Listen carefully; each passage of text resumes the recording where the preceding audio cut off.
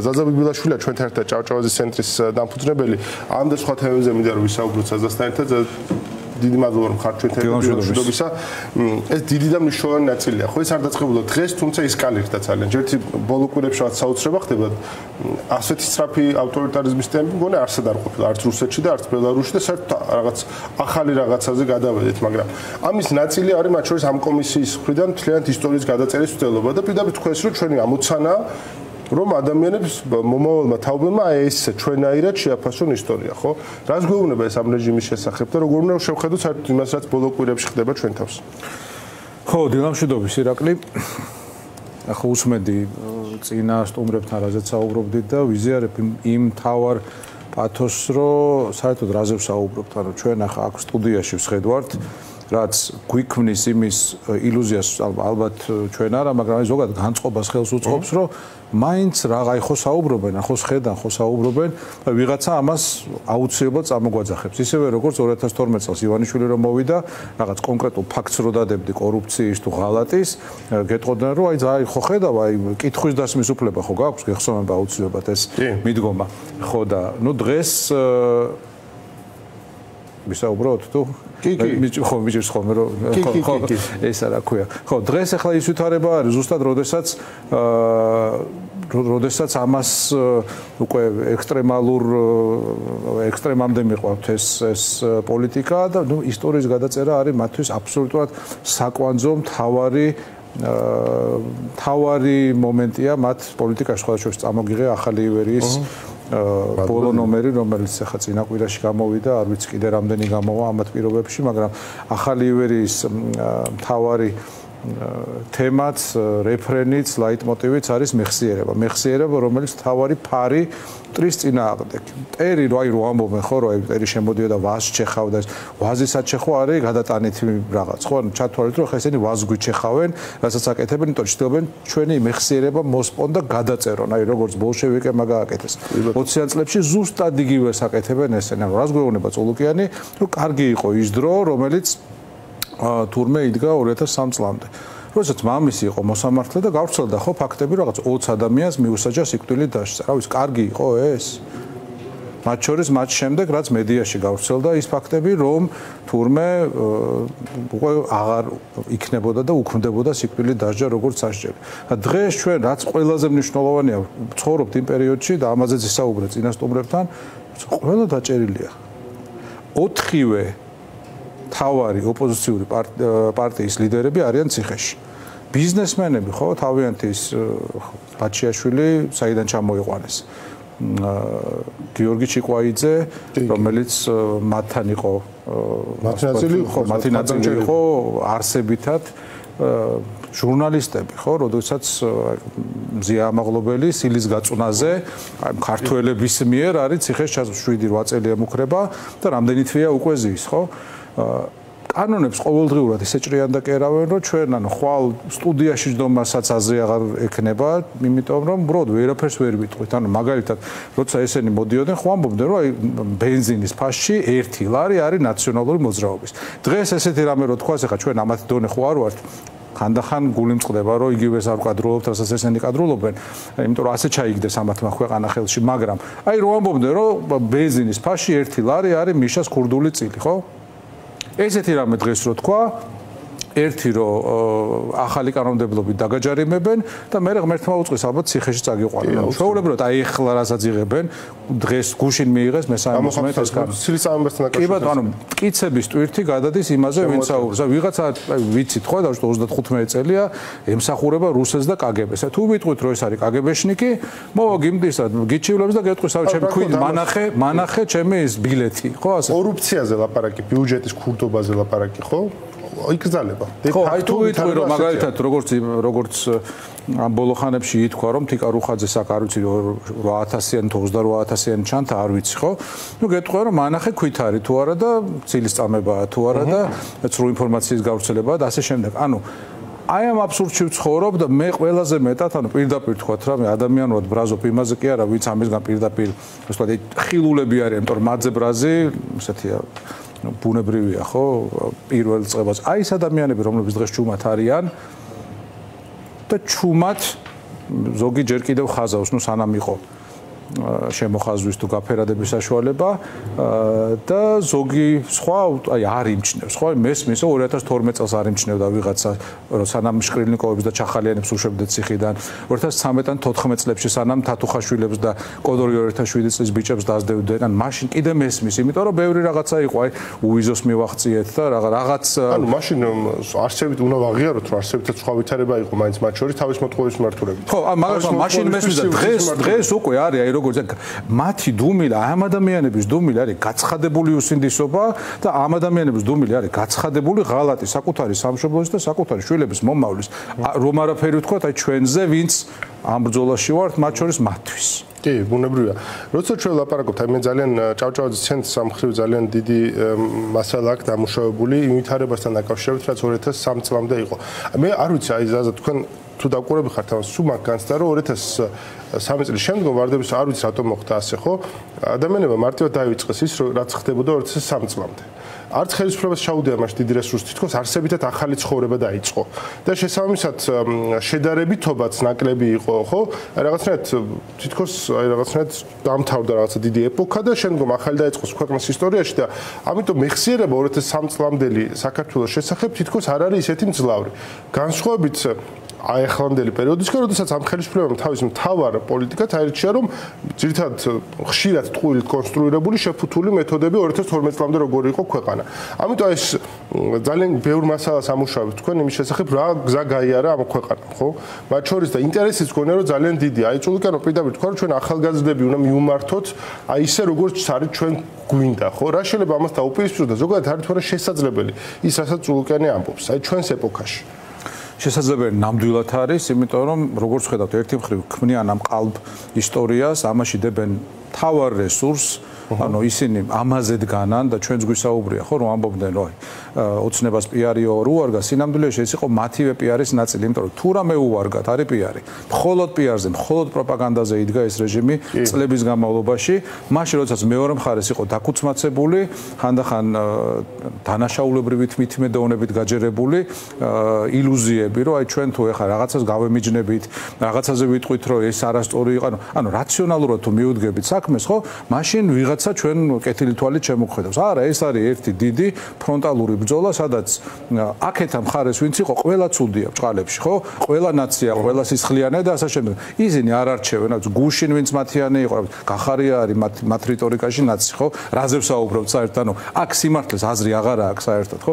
შესაბამისად, ეხლა რაც შეეხება იმას, რა უნდა გაკეთდეს, ეს არის ძალიან რთული კითხვა, იმიტომ რომ ჩვენ საზოგადოებაში ვორონცოვის დროიდან მე ვიტყოდი ინერგება რუსის მიერ ინერგება ეგრეთ წოდებული ურთიერთობის კულტურა. ანუ ურთიერთობის კულტურა კი არა, კულტი. ხო, ურთიერთობა, სინამდვილეში ეს ურთიერთობა არის, ბჭყალებში ურთიერთობა არის კონფორმიზმი. ანუ ჩვენ გვეუბნებიან, რომ კარგი რა, ეხა რა აზრი აქვს იმის კეთებას, ამის კეთებას. აი მოდი ცოტა მედალს დაგკიდებ, ცოტა იმაზე მიღებაზე დაგპატიჟებ, მაშინდელი ინტელიგენციას როგორ ექცეოდა ვორონცოვი ვიცით, მე გავიდა 100 წელი და ანალოგიური გაძლიერდა უკვე ვასილ პავლოვიჩ მჟავანაძის დროს და დღესაც იგივე ხდება გარკვეული თვალსაზრისით, რომ გეუბნებიან, რომ აი დავიწყება არის კეთილდღეობის წინაპირობა. ხო, ეხლა გუშინ ნახეთ თქვენი ჟურნალისტი მისდევდა მე მგონი საგარეო საქმეთა მინისტრის ეგრეთ წოდებულის მოადგილეს და ეკითხებოდა ბოჭორიშვილზე, რომ რა სიტყვითო იმაზეო, რომ ბოჭორიშვილი აი ამას აკეთებდაო, ხო და დუმს, იმიტომ რომ არ არსებობს პასუხი, ხო, სიმართლეზე, ფაქტებზე არ არსებობს პასუხი. მაგალითად არის ხო თითქოს მრავალმნიშვნელოვნად დუმან ხოლმე და ამ დროს არანაირი მრავალმნიშვნელოვნება არ არის, უბრალოდ პასუხი არ აქვს. უბრალოდ არ არსებობს პასუხი. ხო და ეხლა შეიძლება თუ არა ამ პოლიტიკამ გაიმარჯვოს, ეხლა იმარჯვებს იმ გზით, რომ ერთი მხრივ როგორც თქვით, ძალიან დიდ რესურსს დებენ და მეორე მხრივ ჩვენ ძალით გვაჩუმებენ. ანუ ხვალ და ზეგ ჩვენ ან ზოგ ტელევიზიას კეტავენ და ვინც ტელევიზიაში რჩება, იმათ უწესებენ, ანუ ჩარჩოებიც აღარ ქვია, ხო, ანუ ჩვეულებრივად ანუ რაღაცებს ვეღარ იტყვი. როგორც თქვი, იმას კი არა, რასაც თვითონ ამბობდნენ, ჩვეულებრივ რაღაცებსაც ვეღარ იტყვი. ვინაიდან მტკიცების ტვირთი გადმოდის შენს და მათ საერთოდ აღარ აქვს მტკიცების ტვირთი, ხო? თუ მოუნდათ ცხადია ვიღაცას დაიჭერენ და იტყვიან რომ რაღაც 100 მილიონიანი საქმე არის მის წინააღმდეგ, მაგრამ ესეც არის მხოლოდ შიდა გარჩევების ნაწილი და არა იმის ნაწილი, რომ ქვეყანა რაღაც ღირებულებებს მისდევს და შესაბამისად კორუფციის ფაქტების გამო ვიღაცას მიადგნენ მხოლოდ პოლიტიკური მიზანშეწონებიდან გამომდინარე, თავისი პარტიული ინტერესებიდან გამომდინარე. ხა რაც შეეხება ამ 2003 წლამდელ პერიოდს, მადლობთ რომ ახსენე ირაკლი, ჩვენ გვაქვს გადაღებული 20 მოკლე დოკუმენტური ფილმი იმაზე თუ როგორი იყო საქართველო და ჩვენს YouTube-ის არხზეც დევს ეს ფილმები, როგორი იყო საქართველო 2003 წლამდე. როგორი იყო ვითარება კრიმინალის კუთხით, როგორი იყო ვითარება კორუფციის კუთხით, მაგალითად ერთ-ერთი ასეთი ეპიზოდია, რომ სახელმწიფო ბიუჯეტიდან გადარიცხული თანხა ერთ-ერთ რეგიონში უბრალოდ გაქრა, საბანკო ანგარიშიდან გაქრა. ეს ბიუჯეტიდან გადარიცხული თანხა იყო მასწავლებლის ხელფასები, პენსიები, იმ რაიონების, იმ რეგიონის თანხა იყო და მთავრობის ხდომაზე შევარნაძე ეუნება ამ გუბერნატორსო ჩვენო ვისაუბრეთო და გუბერნატორთანო და შევთანხმდითო რომ ასეთი რამ მეტი აღარ მოხდებაო. ანუ მარფე ჩვეულებრივი რაღაცა იყო, ის შერჩა ვიღაცას და ვინ უნდა ყოფილიყო იქ ხო? მასწავლებლები დარჩენ მშიერი, ის 14 ლარიანი პენსიაც კი ვერ კი არ გაიცა და შევთანხმდით რომ ესეთ ჯანდაბას ახლა ეს შერჩეს მეტი აღარ იქნება. ხა რაც შეეხება კრიმინალურ ვითარებას, რაღა შორს წავიდეთ? ანუ კალაძის ძმამ გაიტაცეს და მოკლეს შევარნაძის პერიოდში ვარდების რევოლუციამდე და ადამიანების გატაცება გამოსასყიდის მიღების მიზნით იყო ჩვეულებრივი მოვლენა. კვირაში ერთხელ მაინც ხდებოდა რაღაცაში. ჩვეულებრივი მოვლენა, ათობით ადამიანი იყო, ათობით უცხოელი იყო მარტო და ადგილობრივს ვინ მოთulis, ხო? მათ შორის ვარდების რევოლუციის შემდეგ ერთ-ერთი ცნობილი ეპიზოდი იყო სააკაშვილი არის ჩასული ზუგდიდში და იქაური ერთ-ერთი მაღალჩინოსანი ეუნება ადგილზე რომ აი ხალხი უკვე ცხოვრობსო იმდენათო რომ გამოსასყიდს უფრო ადვილად იხდისო ეს სკანდალური ეპიზოდი იყო ცხადია ეს მალე აღარ იყო იმ თანამდებობაზე მაგრამ ეს აჩვენებს თუ როგორი იყო ცხოვრება ანუ კაცს გაიტაცებენ და გამოსასყიდს თუ იხდი ეს არის წარმატებულობა ხო ესეთი იყო ცხოვრება ხა პრობლემა იმაშია რატო გვეუბნებიან რომ ეს იყო სწორი იმიტომ რომ ძირითადად ამ სისტემის ავტორები ეს ხალხი იყო კოლექტიურად, ხო? ეს ადამიანები იყვნენ, მათი მენტალობის ხალხი იყო. ის რაც 2012 წელს მოხდა, იყო კონტრრევოლუცია ვარდების რევოლუციის წინააღმდეგ. და როდესაც ვარდების რევოლუციაზე საუბრობთ, ამაზე ახლა თქვენ ახსენეთ წაღანახა წულუკიანმა რაც თქვა, ეგეც ნიშანდობლივია, ხო? იმ რევოლუციის სიმბოლო არის ვარდი. და 2012 წლის რევოლუციის სიმბოლოდ აქციეს, თვითონ აქციეს ცოცხი. ან როცა ოპოზიციის აქციები იმართებოდა, ცოცხები დგებოდნენ ხოლმე გზაზე, ზემოდან დრონს გადაატარებდნენ, ცოცხს დაკიდებდნენ ხოლმე. ანუ ცოცხი არის და ეს ცოცხიც და ეს რა ქვია, ის კადრებიც, რომელიც ამასთან დაკავშირებით შეიქმნა, თავისივე შემოქმედებმა აღიარეს და არაერთგზის თქვეს, რომ ეს იყო თავიდან ბოლომდე შექმნილი იმ ვითარებისთვის შექმნილი კადრები, ხო? და ამისთვის სხვას რო თავი დავანებოთ, ვლადიმერ ბედუკაძე დააჯილდოვეს მოსკოვში. ვლადიმერ ბედუკაძე იმ კადრების პროდიუსერი გადამღები მიიღეს საქართველოს საპატრიარქოში აი ესეთი პატივისდეს ორივეგან ესეთი კი ბატონო ეგეც აღსანიშნავი ნაწილი იყო ეგ და ნამდვილად და ზოგადად უნდა ვაღიაროთ ისიც რომ ადამიანების დიდმა ნაწილმა მე გულწრფელად ველოდები ხოლმე აღიარებას რა ნაწილში იცით ეს უბედურება ქვეყანაში დაიწყო 2012 წლის 1 ოქტომბრის მერე დაუყოვნებლივ ანუ არაფერში 2012 წელს ნოემბერში პირველი პოლიტიკური პატრონები გაშდნენ პირველი გამოჩნდა რას პირებდა ივანიშვილის რეჟიმი, ხო? უბრალოდ მე მგონია მაქვს განცდა რომ ძალიან ბევრი ადამიანი თვლიდა რომ ეს გაჩერდება ნაციონალებს. აი ნაციონალებს მოახჩობენ, მათი დევნას არა უშავს, მათი პროკურატურა 10000-ობით წევრი დაიბარეს ნაციონალ მოძრაობას, არა უშავს რა. ოღონდ ახლა მარტივ გამოსაცნობი იყო, მაშინ ეს არ გაჩერდებოდა მხოლოდ ნაციონალებზე, ხო და გავრცელდებოდა ყველაზე, ვინც რეჟიმს დაჭირდებოდა და აქ მოვედით დღეს ნამდვილად. უბრალოდ მაინც რჩება ჩვენ საზოგადოების წელი ჯგუფები, რომელიც თითქოს ამ ყველაფერს ჩართული არის და სიტუაციის სიმძიმეს ვერ აღიქვამს. ასე ფიქრობთ, რომ აი რაღაცა გამოგვიძება კიდევ საჭირო არის დამატებით? ჩვენ ახლა უკვე ისეთ ეტაპზე ვიმყოფებით, როდესაც ციფრები შეიძლება იმდანად გადამწყვეტი არ არის, იმიტომ რომ ანუ ბევრად მეტნი ვართ, შეუდარებლად მეტნი ვართ აქეთ, ხო? ეხლა წინა ბლოგში ამბობდა ერთ-ერთი სტუმარი, რომ 200 ადამიანი კეტავს რუსთაველსა, მაგრამ ის 200 ადამიანი ამ შემთხვევაში მხოლოდ ყოველდღიური აქტივი არის, რომელიც ამას აი ესე მიზანმიმართულად და ძალიან დასაფასებლად აკეთებს, მაგრამ როცა დაძახება არის 200 და 300.000 გამოდის. პრობლემა იმაშია, რატომ ამ ციფრებს და რიცხვებს აღარ აქვს მნიშვნელობა, რომ ხავთ მილიონი კაცი რომ დადგეს ქუჩაში ეს უშუბლის ზარღვევები იტყვიან, რომ საქართველოს მოსახლეობა რა ვიცი 3.5 3.7-ია და ანუ 300-ის კაცი დგას, ან იტყვიან, რომ 3.000 დგას, ან იტყვიან, რომ მილიონი კი გამოიყვანეთ, მაგრამ აქეთ 2 მილიონი ვართ. აი, ყველაფერს იკადრებენ, ხო? შესაბამისად, ამას თავისთავად არ აქვს მნიშვნელობა, იმაზე მეტი ადამიანი ნამდვილად არის განწყობილი საღიაზრის მიმართულებით, რომ ხელისუფლება შეიცვალოს ამ ქვეყანაში. უბრალოდ ამ ხელისუფლებამ, დე-ფაქტო ხელისუფლებამ ყველაფერი გააკეთა, რომ ეს გახადოს შეუძლებელი. არჩევნები დე-ფაქტო გააუქმა, ხალხის რაოდენობა გეუბნება, რომ კი ბატონო, მშვიდობიანად გახარ. იმასაც ადრე იყო, რომ მშვიდობიანად გახარ, მოხვედი, წახვედი დიდი ამბავი. ხო, ეხლა დგომაზეც გაჯარიმებენ 5,000 ლარს გიგზავნიან ყოველ ჯერზე და ნუ შესაბამისად არჩევანს აღარ ტოვებენ. თვითონაც უკან დასახებს მე ვიტყოდი იკლავენ და იუქმებენ, ვინაიდან იმ დონის ქმედებებში არიან ჩართული, რაც თვითონ ანუ გამორიცხავს ამ სცენარს. მე სულ მახსენდება და ხშირად ვიმეორებ იმ ეთერს, რომელიც აქვს შავარამიშვილს და ლაშა ნაცულშვილს, სადაც ცოტა შეზარხუშებულები ერთმანეთს ეუბნებიან, წარმოიდგინეთ ჩვენ რომ რამდენი სიავე გვაქვს ნაკეთებიო, რაც ხალხმა იცისო და რაც არ იციან იმას რომ გაიგებენო, წარმოიდგინეთ რა დღე გვეწევაო, ხო?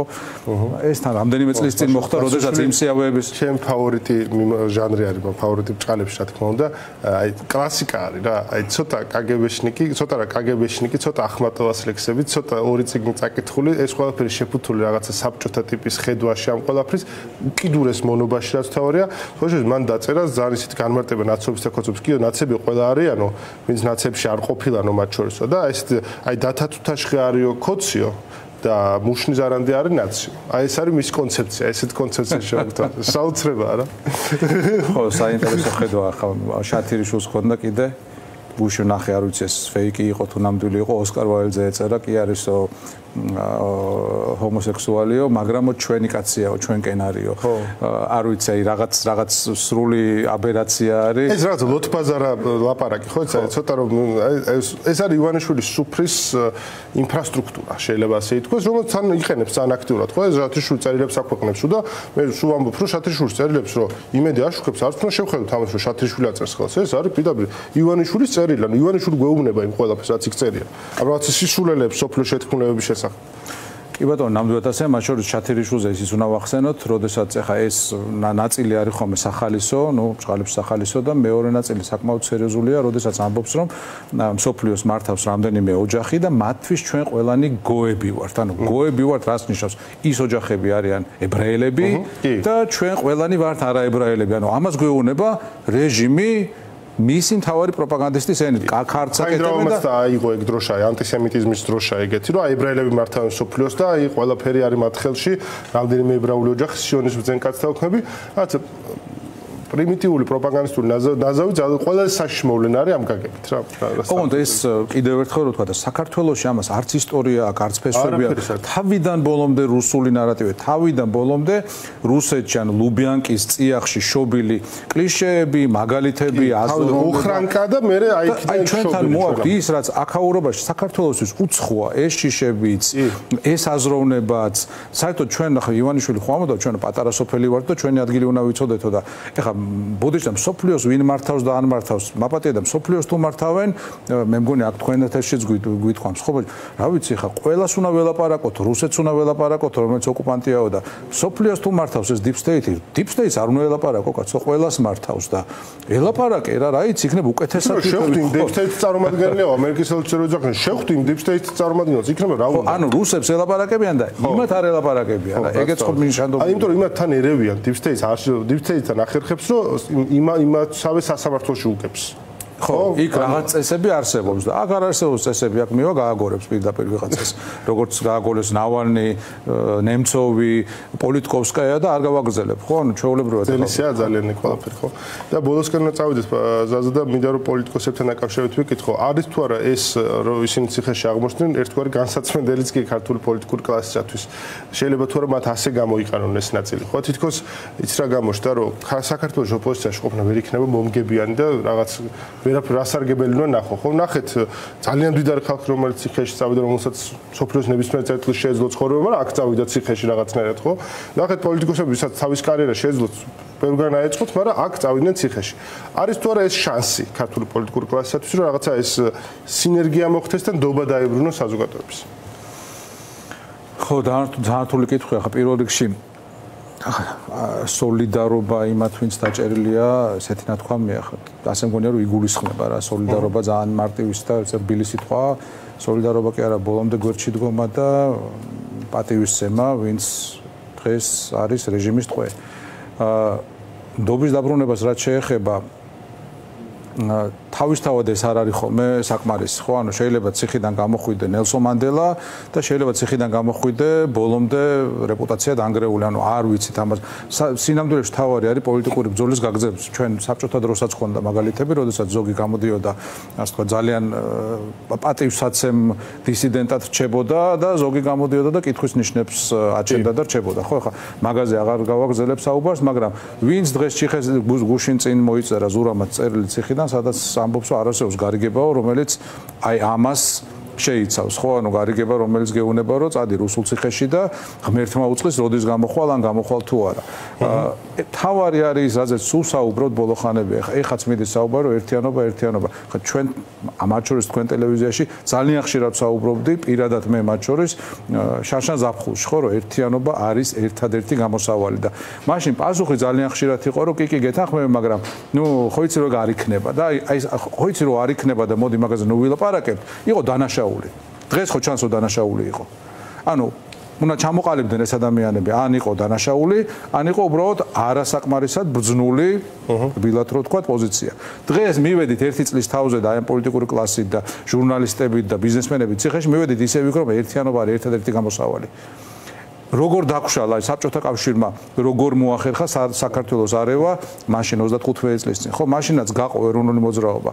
იყო ნაწილი, რომელიც იღებდა მაშინდელ არჩევნებში მონაწილეობას, მერე შეიქმნა ეროვნული კონგრესი და აპირისპირეს ერთმანეთს, ყველას თავისი რაღაც პურისტული სიმართლე ჰქონდა. იგივე ხდება დღეს. ეს არ უნდა დაუშვათ. ჩვენ თუ გვინდა რომ პოლიტიკურმა კლასმა აღიდგინოს ნდობა, აი ეს არის თავარი გამოსავალი, რომ ერთად დასხდნენ, ერთსაც ვიტყვი და ამაზე დავასრულოთ, ახსენე 2007-9 წლების ეს რაღაც ეროვნული საბჭო თუ რაღაც რო ქონდა, ხო? ვინც იყო იქ შეიძლება ინდივიდუალური რეიტინგები არ ქონდა ძალიან მაღალი, მაგრამ ერთად ყოფნა იძლეოდა იმ ძალას, რომელიც მათ წარმომადგენლობის უფლებამოსილებას აძლევდა. მადლობა ძალიან დიდი, ზაზა ბიბილაშვილი იყო ჩვენი სტუმარი, ჭავჭავაძის ცენტრის დამფუძნებელი.